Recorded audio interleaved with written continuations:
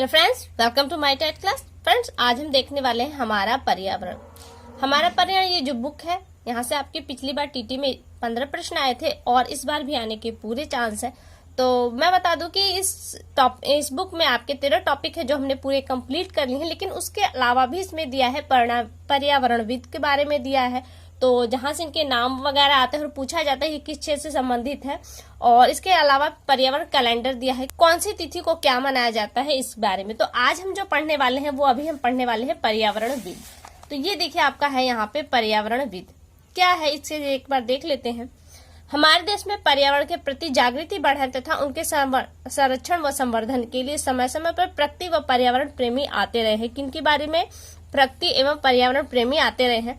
पर्यावरण के क्षेत्र में इन लोगों ने अपने महत्वपूर्ण योगदान से न सिर्फ विशिष्ट पहचान बनाई, वरन अपने व्यक्तित्व कृतित्व से दूसरों को भी इस दिशा में कार्य करने के लिए प्रेरित किया। ऐसे ही कुछ प्रेरणादायी पर्यावरणविद का संक्षिप्त विवरण दिया गया है नीचे, जो आप पढ़ेंगे।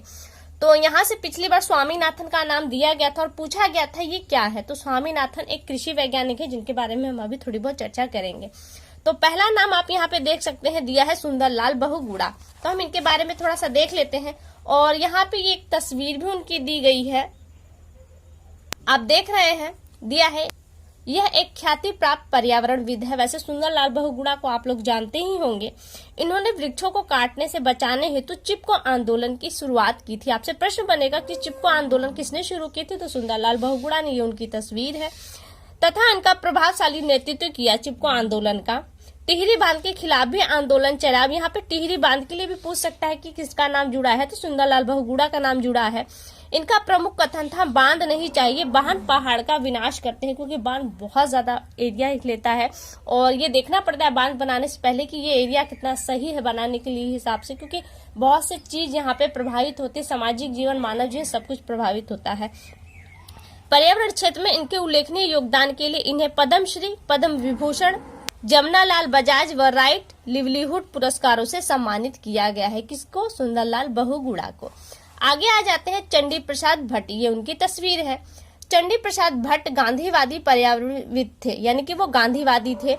इन्होंने सुंदरलाल बहुगुणा के साथ मिलकर वृक्षों, वनों की रक्षा के लिए चिपको आंदोलन में सक्रिय सहभागिता की। यानी कि सुंदरलाल बहुगुणा और चंडी प्रसाद भट्ट दोनों ही चिपको आंदोलन से जुड़े थे। प्रकृति के संरक्षण में अविस्मरणीय योगदान के लिए इन्हें पद्मश्री, पद्म विभूषण, रेमन मैग्सेसे तथा गांधी शांति पुरस्कार से सम्मानित किया गया था। अगला नाम आ जाता है सुगाथा कुमारी, ये इनकी तस्वीर है यहाँ पर। दक्षिण भारतीय पर्यावरणविद सुगाथा कुमारी शांत घाटी संरक्षण, यानी कि साइलेंट वैली, जो कि केरल में है, के लिए मुख्य रूप से जानी जाती है। शांत घाटी जैव विविधता के लिए प्रसिद्ध है। ये प्रकृति संरक्षण समिति के संस्था सदस्य भी है। इन्हें भारत सरकार द्वारा पहला इंदिरा प्रियदर्शनी वृक्ष मित्र पुरस्कार तथा पद्मश्री से सम्मानित किया गया। आगे नाम आ जाता है आपका बाबा आमटे। बाबा आमटे का पूरा नाम मुरलीधर देवीदास आमटे था। पारिस्थितिक संतुलन, वन्य जीव संरक्षण व नर्मदा बचाओ आंदोलन में इनकी प्रमुख भूमिका रही।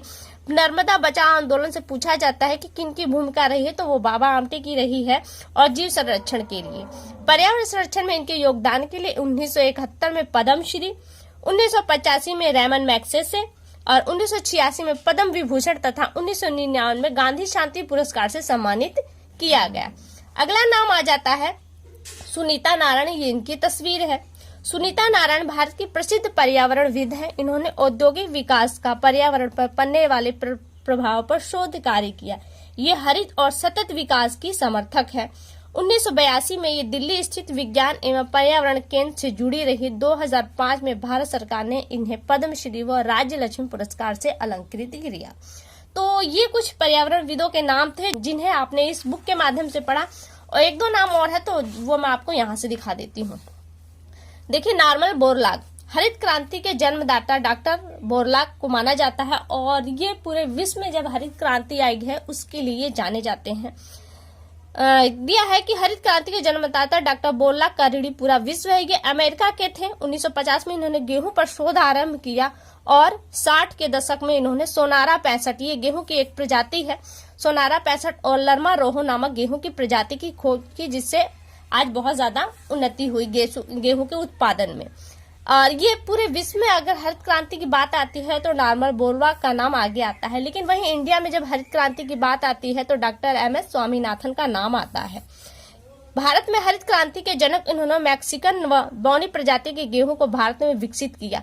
देखिए, जब बंटवारा हुआ था भारत में तो देश को आत्मनिर्भर बनाना था अन्य के क्षेत्र में, तब स्वामीनाथन का विशेष योगदान रहा है, क्योंकि उन्होंने ऐसी प्रजातियों की खोज की जो बहुत ज्यादा उत्पादन करे। तो यहाँ पे एक आ जाता है, बौनी प्रजाति के गेहूं को भारत में विकसित किया, जिससे देश को अन्न उत्पादन में आत्मनिर्भरता प्राप्त हुई। स्वामीनाथन का पिछली बार एग्जाम में नाम आया था कि ये कौन थे, तो ये कृषि वैज्ञानिक थे। बस इतना ही प्रश्न था। और यहाँ पे प्रश्न जो बनता है वो बन सकता है कि बौनी प्रजाति किस फसल से जुड़ी है, या सोनारा 65 और लरमा रोहो किस प्रजाति से जुड़ी है, तो ये गेहूं की फसल से जुड़ी है। तो फ्रेंड्स, यहाँ से आपके ये पर्यावरण विद कंप्लीट होता है, और अगला जो हमारा टॉपिक होगा वो पर्यावरण कैलेंडर पर आधारित होगा। तो फिलहाल के लिए केवल इतना। अगली वीडियो में आपसे फिर मुलाकात होगी, तब तक के लिए नमस्कार।